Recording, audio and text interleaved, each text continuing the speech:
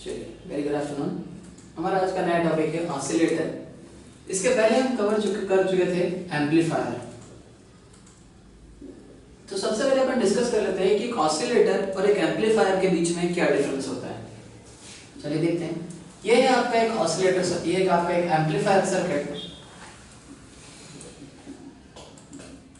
Amplifier के case में आप एक प्लस VCC सप्लाई देते हैं और एक इनपुट साइनसॉइडल सिग्नल देते हैं। एम्पलीफायर इस इनपुट साइनसॉइडल सिग्नल को इस DC पावर सप्लाई की मदद से एम्पलीफाई करके आउटपुट पर एक एम्पलीफाइड साइनसॉइडल सिग्नल देता है। अगर आप ऑसिलेटर के केस की बात करें तो कई बुक्स में लिखा हुआ है कि ऑसिलेटर में आपको इनपुट नहीं देना पड़ता। तो वो जिस इनपुट की बात कर रहे हैं वो DC सप्लाई तो आप देते हैं ऑसिलेटर को, पर आप कोई AC इनपुट नहीं देते। बिना कोई AC इनपुट दिए आपको आउटपुट पर साइनसॉइडल ऑसिलेशंस मिलना स्टार्ट हो जाए। तो पहला डिफरेंस एम्पलीफायर और ऑसिलेटर के बीच में, एक साइन वेव आपने जो यहाँ पे अप्लाई करी है वो ऑसिलेटर में आपको अप्लाई नहीं करनी पड़ती। सेकेंड सबसे इंपॉर्टेंट पॉइंट, एम्पलीफायर के केस में अगर आप कॉमन इमिटर कॉन्फ़िगरेशन की बात कर रहे हैं, तो इनपुट और आउटपुट के बीच में जो फेज शिफ्ट होती है वो 180 डिग्री की फेज शिफ्ट होती है। इनपुट और आउटपुट के बीच में एम्पलीफायर के केस में जो फेज शिफ्ट होती है वो होती है 180 डिग्री की, और जो फीडबैक यूज होता है वो नेगेटिव फीडबैक का यूज होता है। चलिए, ये सर्किट हमने एम्पलीफायर के केस में भी पढ़ा था। अगर आपका एक एम्पलीफायर A है तो ये एम्पलीफायर अगर कॉमन इमिटर कॉन्फ़िगरेशन में लगा हुआ है तो ये 180 डिग्री की फेज शिफ्ट दे देगा। तो इनपुट और आउटपुट के बीच में 180 डिग्री की फेज शिफ्ट आ जाएगी। और ये जो बीटा सर्किट है एम्पलीफायर के केस में जो बना हुआ था वो प्योरली रेजिस्टिव सर्किट था, सिर्फ और सिर्फ रेजिस्टेंस से बना। तो बीटा सर्किट कैपेबल बिल्कुल भी नहीं था फेज शिफ्ट देने के लिए।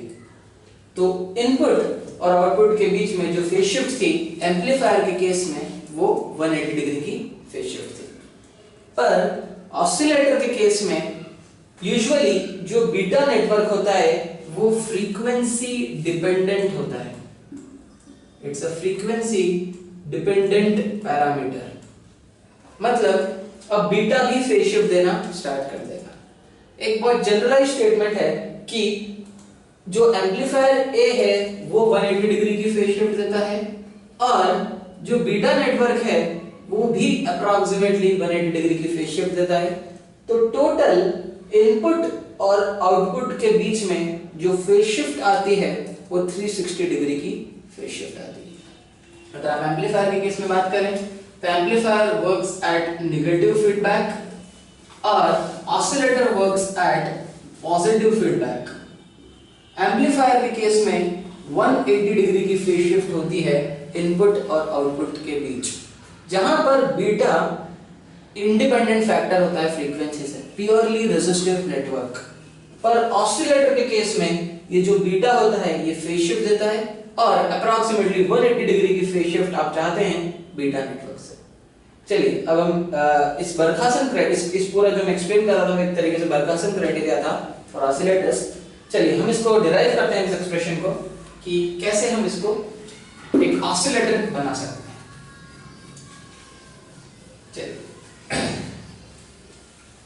सिंपल अगर हम बात करें तो यहां से आप आउटपुट सिग्नल ले रहे हैं, तो आउटपुट सिग्नल के लिए हम इक्वेशन लिखें तो आउटपुट सिग्नल के लिए जो इक्वेशन होगी वो होगा error signal multiplied by the gain. SO is equals to A times SE। अगर आप SE के बारे में डिस्कशन कर रहे हैं तो SE की वैल्यू हो जाएगी SI माइनस SFB, जो फीडबैक से आ रहा है।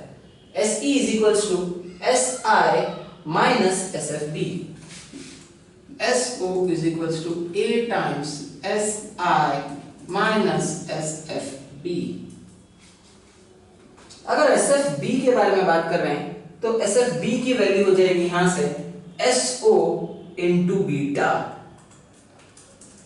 SO is equals to A times SI minus SFB की वैल्यू हो जाएगी SO times beta, SO times beta. चलिए SO एक तरफ ले लेते हैं, SO plus A into beta times SO is equals to A into SI।